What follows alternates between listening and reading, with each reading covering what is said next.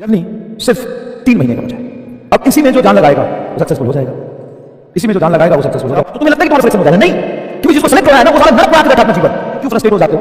एक सेकंड के लिए ये महसूस करना कि तुम्हें लगता है कि मेरा सिलेक्शन शायद नहीं होगा, यार मेरे बस का नहीं है, मेरी औकात का नहीं है। अगर मैं बोलूं हाँ नहीं होगा, एक तरीके से कहां होगा, तो ऐसे कैसे बोल दिया? आप तो खून कर देंगे, केस कर देंगे आप पर।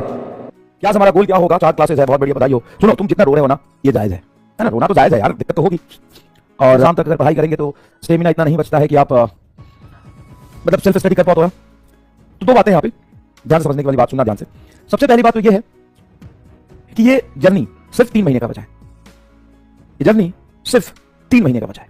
अब इसी में जो जान लगाएगा वो सक्सेसफुल हो जाएगा। इसी में जो जान लगाएगा वो सक्सेसफुल हो जाएगा। तो जर्नी सिर्फ 3 महीने का बचा है। पूरे जीवन भर इतना मेहनत नहीं करना है जितना आप सोच रहे हो। ऐसा तो नहीं है ना यार कि हम कह रहे हैं आज से तुम्हें 1 साल तक यही करना पड़ेगा, 2 साल तक, 4 साल तक यही करना पड़ेगा। 3 महीने ना, सिर्फ 3 महीने ना। और उस 3 महीने की वजह से जो आपको मिलेगा उसके बारे में सोचो, क्या मिलेगा?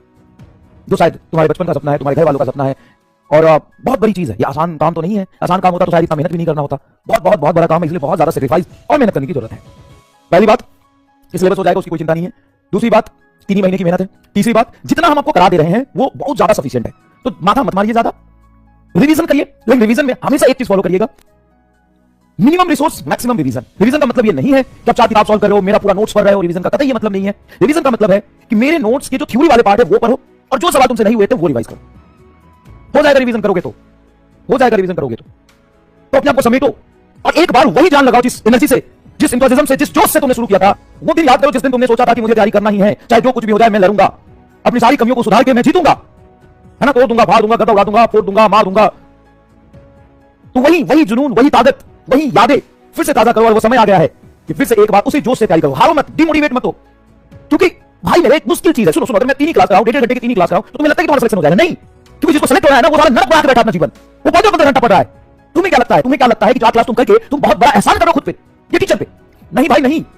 अगर हम नहीं पढ़ाएंगे ना तो जिसको सेलेक्ट होना है ना वो 15 16 घंटा ऑलरेडी नर्क बना के अपना बैठा जीवन, और तुम्हें पता नहीं चलेगा, तुम साफ हो जाओगे।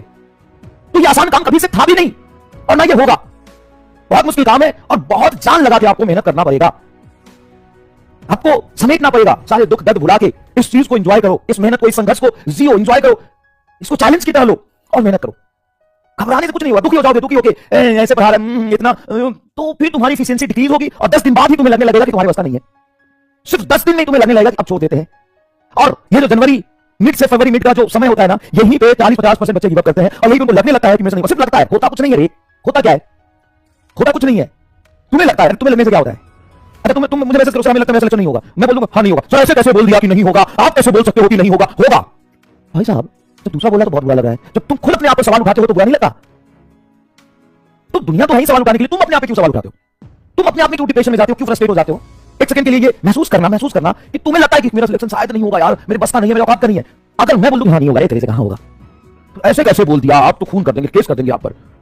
सदर थाना में आपको हम जेल के अंदर भिजवा देंगे। ऐसे कैसे बोल दिया? भाई दूसरा बोलता है तो कितना बुरा लगता है, और खुद बोलते हो तो बुरा नहीं लगता। छोड़ो ये सबका चक्कर। 3 महीने ना आंख बंद करके जान लगा दो बस। जितना कर सकते हो उतना मेहनत करो। समझ आया कि नहीं आया?